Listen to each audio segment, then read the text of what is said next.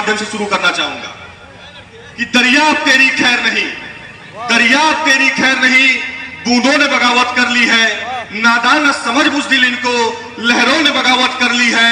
हम परवाने हैं मौत समा, मरने का किसको खौफ यहां, रे तलवार तुझे झुकना होगा, गर्दन ने बगावत कर ली है। साथियों, ये भदोई बहुत ही क्रांतिकारी सरजमी है। ये पहले मिर्जापुर भदोई एक हुआ करता था, हम लोग आज भी एक है, जिला भले अलग हो गया है, हम लोग आज भी एक हैं। प्रत्याशी के बारे में क्या कहूं, दोनों प्रत्याशी मिर्जापुर से ही आए हैं। हमारे गठबंधन के प्रत्याशी आदरणीय ललितेश पति त्रिपाठी जी भी मिर्जापुर से 5 साल विधायक थे, और जो वर्तमान में और प्रत्याशी है वो भी मिर्जापुर मझवा विधानसभा से प्रत्याशी है। मिर्जापुर कोई दूर नहीं है, जरूर आपका कोई न कोई रिश्तेदार नातेदार मिर्जापुर में होगा। आप एक बार जो भी व्यक्ति विपक्ष को वोट देने का मन बना रहा होगा, उससे एक बार जरूर कहिएगा कि मिर्जापुर में दोनों प्रत्याशी के बारे में पता कर लीजिए। आदरणीय ललितेश पति त्रिपाठी जी जब 2012 से 17 तक विधायक थे, कांग्रेस के वो विधायक थे और समाजवादी पार्टी की सरकार थी। उस समय विपक्ष के विधायक थे, लेकिन मैं दावे और विश्वास के साथ कह सकता हूं कि जितना काम आदरणीय ललितेश पति त्रिपाठी जी ने अपने क्षेत्र में कराया था, जितना वो सुख दुख में लोगों के पहुंच सकते थे, पहुंचा करते थे, हमारे विनोद बिंद जी की स्थिति यह है कि वो फोन नहीं उठाते हैं। अगर उनका जनता कोई फोन करता है तो 8-8 घंटे 10-10 घंटे बाद कॉल बैक आता है, और वो भी प्रतिनिधि कॉल बैक करता है, वो कहता है डॉक्टर साहब तो ओटी में रहे। अरे जब आपको ओटीए करना था तो क्या जरूरत थी यहां आने की? जब आपको परमानेंट 16 घंटे में 18 घंटे में आपको 10 घंटे ओटी करना है, डिस्पेंसरी करना है, पैसा ही कमाना था, तो क्या जरूरत थी राजनीति में आने की? राजनीति तो सेवा भाव से आया जाता है ना, लोगों की मदद करने के लिए आया जाता है, लोगों के सुख दुख में हिस्सेदारी निभाने के लिए आया जाता है, अपने क्षेत्र में विकास कार्य कराए जाने के लिए आता है। मझवा विधानसभा का मैं निवासी हूं और मैं बता दे रहा हूं कि लगभग 24 महीने हो गए इनको विधायक बने, और शायद 24 दिन भी ये मझवा विधानसभा में समय नहीं दिए होंगे। और हमारे ललितेश पति त्रिपाठी, मुझको याद है कि सदन चलता था लखनऊ में, और शाम को किसी अगर उनके कार्यकर्ता के घर शादी होता था तो लखनऊ से 6 घंटे लगता था, उस कार्यकर्ता के घर आते थे, शादी विवाह सुख दुख में हिस्सेदारी निभाते थे, और सुबह फिर से लखनऊ वो पहुंच जाते थे। इसलिए मैं प्रत्याशी के बारे में क्या बोलूं, इतना ही कहूंगा कि पांव पर जमीन सर पर आसमान लिए बैठे हैं, सीने में मचलता हुआ तूफान लिए बैठे हैं, और इनको क्या डराएंगी कोई कमजोर बिजलियां, सूरज के बराबर का तापमान लिए बैठे हैं। साथियों, हम लोग मिर्जापुर से आए, गंगा पार हमारा गांव है। आप चाचा जी लोग जानते होंगे, तिलई गांव है, जोपा परवा तिलई, रामपुर घाट उस तरफ जाएंगे तो वो हमारा गांव है। वहीं से हमारे पिताजी भी जिला पंचायत के सदस्य रहे, माता जी भी जिला पंचायत की सदस्य रही, और आप सबके आशीर्वाद से मैं नगर पालिका का चुनाव लड़ा, 4000 वोट से जीत नहीं पाया। मैं आप सबसे पुनः ही अपील करता हूं कि अब मात्र 2 दिन का चुनाव शेष है। जितने हमारे गठबंधन के साथी बैठे हैं, चाहे वो समाजवादी पार्टी के साथी हो, चाहे कांग्रेस पार्टी के साथी हो, चाहे तृणमूल के साथी हो, चाहे आम आदमी पार्टी के साथी हो, अगर आप समाजवादी पार्टी के साथी हैं तो आप अखिलेश यादव बन जाइए। अगर आप कांग्रेस के साथी हैं तो आप राहुल गांधी बन जाइए। अगर आप आम आदमी पार्टी के साथी हैं तो आप अरविंद केजरीवाल बन जाइए, और संयुक्त रूप से आप ललितेश पति त्रिपाठी बन जाइए। जिस दिन आप अपने अपने बूथों पे, अपने अपने वार्डों में ललितेश पति त्रिपाठी बनकर प्रचार करेंगे, अब कोई माई का लाल भदोई की सरजमी से समाजवादी पार्टी का झंडा, तृणमूल का झंडा बुलंद होने को रोक नहीं सकता है। यहां की धरती आप याद करिएगा, ये मिर्जापुर भदोई की धरती एक समय था कि स्वर्गीय कमलापत त्रिपाठी, लोकपत त्रिपाठी, अजहर इमाम, अजीज इमाम, श्याम धर्म मिश्रा जैसे नेताओं से जानी जाती थी, और आज इसको चारागाह लोग बना रखे हैं। कोई चंदौली से चला रहा है, कोई कहीं से चला रहा है। ये भदोई की सरजमी चारागाह नहीं है, यहाँ विकास के नाम पर शून्य है। हर जिले को मेडिकल कॉलेज मिल गया, इस जनपद को मेडिकल कॉलेज नहीं मिला। हर जिले को विश्वविद्यालय मिल गया, इस जनपद को विश्वविद्यालय नहीं मिला। अगर नेता लड़ाकू होगा, लड़ने वाला होगा, शीर्ष नेतृत्व से बात करने वाला होगा, तो निश्चित ही भदोई की विकास की गंगा जो रुक गई है, वो ललितेश पति त्रिपाठी जी के नेतृत्व में पुनः बहने का कार्य करेगी।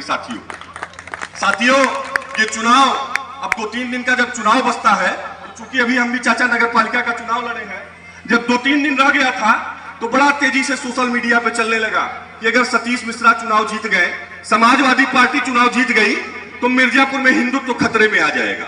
अब वो मैसेज यहां भी नौजवानों को आ रहा होगा सोशल मीडिया पे, व्हाट्सएप, फेसबुक पे, कि हिंदुत्व खतरे में हो जाएगा। अगर ललितेश पति त्रिपाठी जीत गए चुनाव तो हिंदुत्व खतरे में हो जाएगा। मैं यहाँ पे बड़े बुजुर्ग बैठे हैं और हमारे नौजवान साथी भी बैठे हैं। मैं आप सबसे पूछना चाहता हूँ, जब राष्ट्रपति मुसलमान था, प्रधानमंत्री सिख था और रक्षा मंत्री ईसाई था, तब हिंदुत्व खतरे में नहीं था। और आज सभासद से लेकर, सांसद से लेकर, विधायक से लेकर, ब्लॉक प्रमुख से लेकर मुख्यमंत्री, प्रधानमंत्री, राष्ट्रपति सब हिंदुत्व बैठे हैं, हिंदू बैठे हैं, तो हिंदुत्व खतरे में है। कहीं कोई हिंदुत्व खतरे में नहीं है, भ्रम मत पालिएगा। अगर खतरे में है तो ये देश खतरे में है, देश का इंसान खतरे में है, इंसानियत खतरे में है, देश का संविधान खतरे में है। साथियों, हम और आप खतरे में है, हिंदुत्व खतरे में नहीं है। ये भाजपा की चाल है, वो आपको हिंदुत्व खतरे में दिखाकर डराना चाहेंगे, लेकिन आपको डरने की जरूरत नहीं है। जब ये भारतीय जनता पार्टी के लोग आए और ये पूछे कि इन्होंने बहुत विकास किया, तो आप इनसे पूछिएगा कितना रोजगार मिला, क्यों नहीं हमारी औराई की चीनी मिल फैक्ट्री चालू हुई, क्यों नहीं भदोही में कोई रोजगार लगा, क्यों हमारे नौजवानों को रोजगार नहीं मिला। आदरणीय हमारी माताएं बहनें बैठी हैं, मैं आप सबसे बताना चाहता हूं कि हमारे नेता आदरणीय अखिलेश यादव, आदरणीय राहुल गांधी जी ने आप सबकी मजबूरियों को समझा और उन्होंने घोषणा किया कि जिस दिन इंडिया गठबंधन की सरकार बनेगी, जो हमारी घर की बुजुर्ग महिलाएं हैं, जो वरिष्ठ महिलाएं हैं, उनको 1 लाख रुपए साल में दिया जाएगा, 8,500 रुपए महीना दिया जाएगा। इसलिए मैं आप सबसे निवेदन करूंगा कि इंडिया गठबंधन की सरकार बनाइएगा, घर घर प्रचार करिएगा। माता बहने, जितनी आपकी रिश्तेदारियां नातेदारियां होंगी, आप लोग फोन का प्रयोग करती हैं।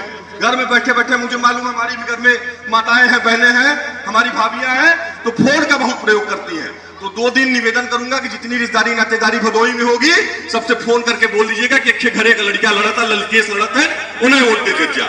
मेरे नौजवान साथियों को मैं बताना चाहूंगा कि बेरोजगारी की समस्या आप देख रहे हैं, बंबई, लखनऊ, दिल्ली जाने पर क्या मिलता है हम लोगों को। आदरणीय अखिलेश यादव जी ने, राहुल गांधी जी ने कहा है कि अगर इंडिया गठबंधन की सरकार बनेगी तो कोई समय नहीं कि साल 2 साल 4 साल में नौकरी मिलेगी। मोदी जी की तरह के हर साल हम 2 करोड़ नौकरी देंगे, लेकिन आज तक नौकरी देने के बजाय उन्होंने नौकरी छीन लिया है। लेकिन हमारे अखिलेश यादव और राहुल गांधी जी जो कहते हैं वो करते हैं। उन्होंने कहा है कि 2 महीने के भीतर 30 लाख रोजगार, जो 30 लाख रोजगार 2 महीने के भीतर भरने का कार्य करेंगे। इसलिए नौजवान साथियों, आप सबसे निवेदन करूंगा, 30 लाख रोजगार बहुत होता है, हो सकता है उस 30 लाख में नहीं कुछ तो हम करें 300 मिर्जापुर भदोही के नौजवानों को रोजगार मिलेगा। अगर 300 परिवार खुशहाल होगा, हमारा मिर्जापुर भदोही तरक्की करेगा। तो इसलिए आप सबसे निवेदन करता हूं, जितने किसान भाई हैं, किसान भाइयों के लिए हमारे अखिलेश यादव जी ने कहा है कि जिस दिन सरकार बनेगी, पहली कैबिनेट की बैठक में किसानों का सारा कर्जा माफ कर दिया जाएगा, उनका बिजली का बिल भी माफ कर दिया जाएगा। इसलिए आप सबसे निवेदन करूंगा कि बहुत ही सरल, सौम्य और सहज प्रत्याशी आपको मिला है। इस प्रत्याशी की कोई तुलना नहीं है। विधायक थे तो ये सर्वश्रेष्ठ विधायक का पुरस्कार पाए थे, पूरे उत्तर प्रदेश में सर्वश्रेष्ठ विधायक का पुरस्कार इनको मिला था। तो एक बार आप सांसद बनाइए, और मुझे पूरा उम्मीद है, हम लोगों ने इनका उंगली पकड़कर राजनीति सीखा है, मेरे राजनीतिक गुरु भी है। जब मढ़ियान से विधायक थे तो मैं उस टाइम कांग्रेस में छात्र संगठन का प्रदेश अध्यक्ष था, NSUI का, इन्हीं के सहयोग और आशीर्वाद से बना था। तो मैंने उनका उंगली पकड़ के राजनीति सीखा है। बहुत ही सरल और सहज और योग्य प्रत्याशी है और संघर्ष करने वाले प्रत्याशी हैं। अगर आपको थाने, कोर्ट, कचहरी कोई दिक्कत होगी तो ये लड़ने झगड़ने के लिए तैयार रहते हैं। इसलिए मैं आप सबसे एक बार पुनः निवेदन करूंगा, जितने नौजवान भाई हैं, जितने बड़े बुजुर्ग हैं, कांग्रेस पार्टी के साथी, चाहे समाजवादी पार्टी के साथी, चाहे तृणमूल कांग्रेस के साथी, सब लोग मिलकर ललतेश त्रिपाठी जी का सहयोग करिएगा। अंतिम में एक शेर के साथ मैं अपनी बात को समाप्त करूंगा कि दरिया तेरी खैर नहीं, दरिया तेरी खैर नहीं, तो वही शेर हो गया जो शुरुआत में हो गया। अंतिम में एक शेर के साथ अपनी बात को समाप्त करूंगा कि नहीं आता ललितेश त्रिपाठी जी के लिए, कि नहीं आता ललितेश त्रिपाठी जी को वफाओं से दामन छुड़ा लेना, ये जान आप सबके लिए दे देंगे, कभी आजमा लेना। बहुत बहुत धन्यवाद। जय हिंद, जय भारत, जय समाजवाद, जय संविधान। मेरी माताएं, मेरी बहनें, नौजवान साथी और बुजुर्ग, आज के इस कार्यक्रम में मैं भदोही की बहू, भदोही की बेटी नाहिद तारी खान, आप सभी का स्वागत करती हूँ, अभिनंदन करती हूँ। मैं नाहिद तारी खान भदोही की बहू हूँ, भदोही की बेटी हूँ। आप लोग के समक्ष आई हूँ, आप लोग से निवेदन करने, आप लोग से अपील करने, आप लोग से गुजारिश करने कि भदोही लोकसभा के जो शानदार प्रत्याशी हैं ललितेश त्रिपाठी जी, उनको भारी मतों से आप जिताएं। 25 मई भाजपा गई, ये करने की आपकी जिम्मेदारी है।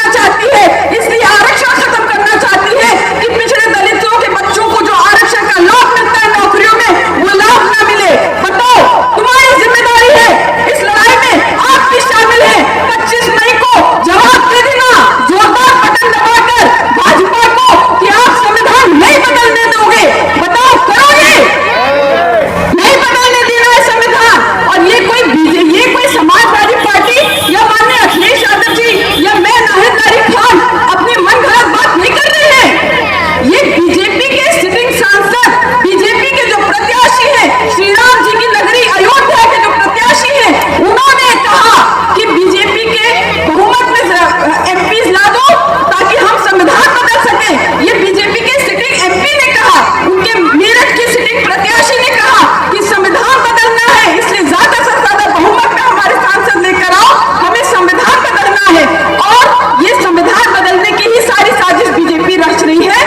इसीलिए आपकी जिम्मेदारी है कि संविधान बचाएं, देश बचाएं, लोकतंत्र बचाएं।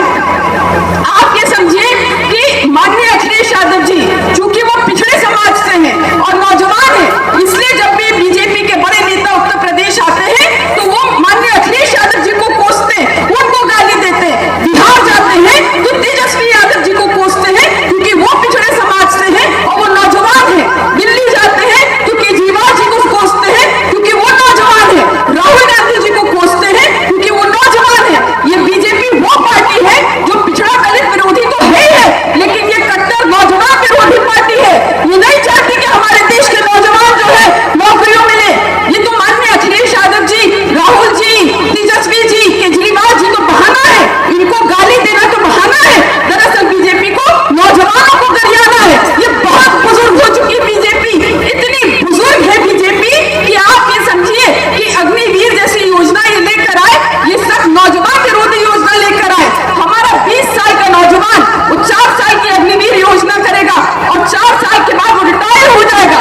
वहीं आप ये समझिए कि एक बीजेपी के बहुत ही बुजुर्ग नेता है, वो तीसरी बार प्रधानमंत्री बनने के लिए लड़ाए थे। उनकी उम्र हो रही है लगभग 80 साल, लगभग 80 साल उम्र हो रही है। वो रिटायर नहीं होंगे, हमारे नौजवान रिटायर हो जाए।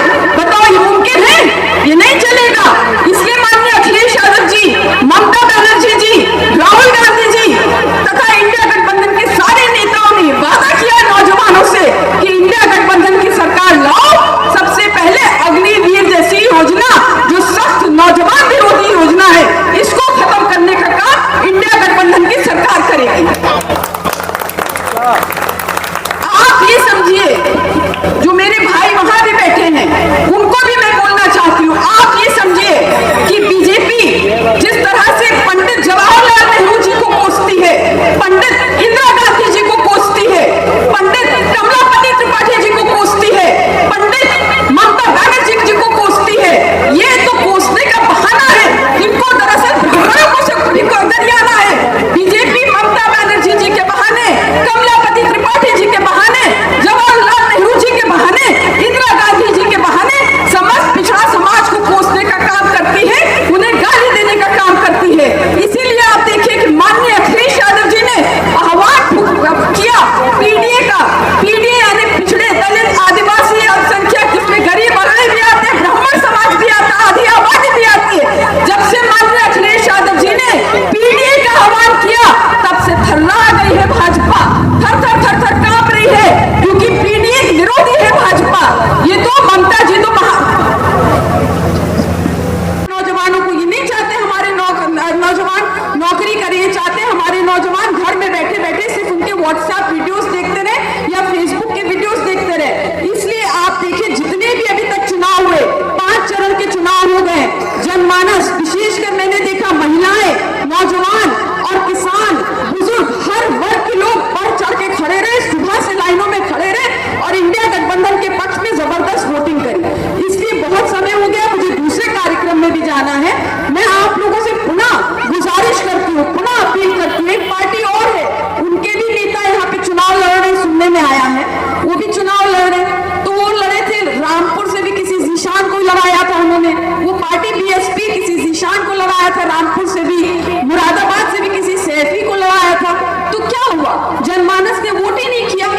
लखनऊ से मैं आ रही हूँ, लखनऊ में भी एक है, उनको मलिक साहब है, उनको लड़ाया था।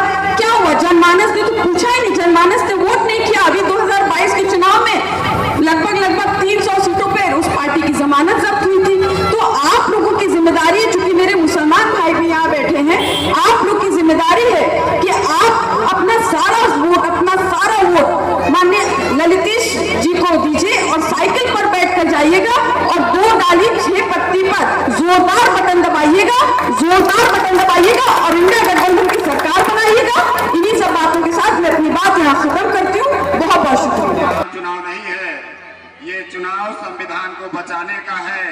युवाओं को न्याय दिलाने का है, बेरोजगारों को रोजगार दिलाने का है और महिलाओं के लिए 1 लाख रुपए दिलाने का ये समय है।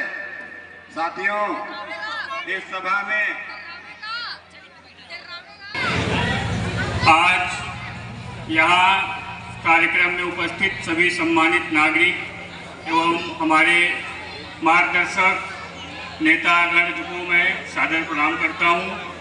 साथियों, आज यहाँ सभी वक्ताओं ने बता दिया है कि हम क्यों यहाँ आए हुए हैं, क्यों एकत्रित हैं। साथियों, ये जो लड़ाई है ये कोई सामान्य लड़ाई नहीं है। आज एक तरफ देश को बेचने वाले ताकत खड़े हैं और दूसरे तरफ देश को बचाने वाले ताकत के लोग खड़े हुए हैं। अब आपको तय करना है देश को बेचने वाले रहेंगे या देश को बनाने वाले रहेंगे। आज़ादी की लड़ाई 1875 से लेकर के 85 से लेकर के हमारे कांग्रेस पार्टी का शुरू होता है इतिहास, और आज भी हम उसी जज्बे के साथ, उसी जोश के साथ खड़े हैं जिस जोश के साथ हम 1885 में अपनी यात्रा को शुरू किए थे। इस स्वर्णिम इतिहास को सजे हुए आज हम जो लड़ाई लड़ रहे हैं, उस लड़ाई के क्रम में ये जो लड़ाई संविधान बचाने की लड़ाई, देश बचाने की लड़ाई है, इसमें आपको तय करना है। मैं आपसे अपील करता हूं कि आप भदोही लोकसभा क्षेत्र से टीएमसी प्रत्याशी, इंडिया गठबंधन के प्रत्याशी ललितेश्वर त्रिपाठी जी को 2 डाली 6 पत्ती के निशान पे मोहर लगा करके, बटन दबा करके भारी से भारी मतों से विजयी बनाए, ताकि हम ये लड़ाई जीत सके और जनता को जनता का हक दिलवा सके।